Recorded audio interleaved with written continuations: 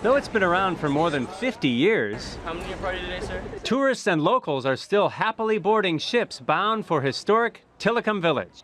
They say that this is one of the important things for people to understand the Northwest, is to come here. Welcome aboard the Good Time too. Christopher Frank has been working for Tillicum Village as a cultural ambassador for over 6 years now.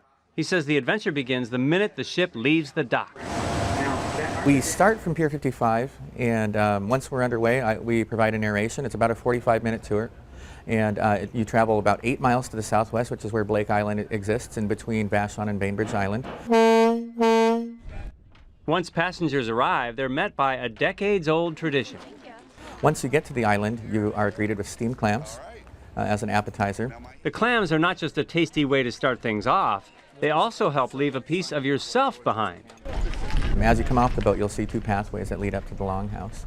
And these 2 pathways are made up of 51 years of people leaving their clamshells on these pathways and then giving it a good stomp. And what that's called is the clam dance. After you're done dancing, it's time to move inside for the main attraction. First thing on the agenda, we invite them to come into the Longhouse. We have the fires going. They're cooking the fish. To most, it's the centerpiece of the trip, salmon being prepared for the guests using traditional native cooking methods. There's a lot of different kinds of salmon that we use. Right now we're using steelhead, which is a fish with a high oil content, so it's very juicy, really great fish, and it cooks up on the fire like nothing else. When the fish is done, it's served buffet style along with several other native dishes. After the lunch has been served, and then we begin a dance program. It's a series of 5 different dances from different tribes, and it's interspersed with a narrative element and a storytelling.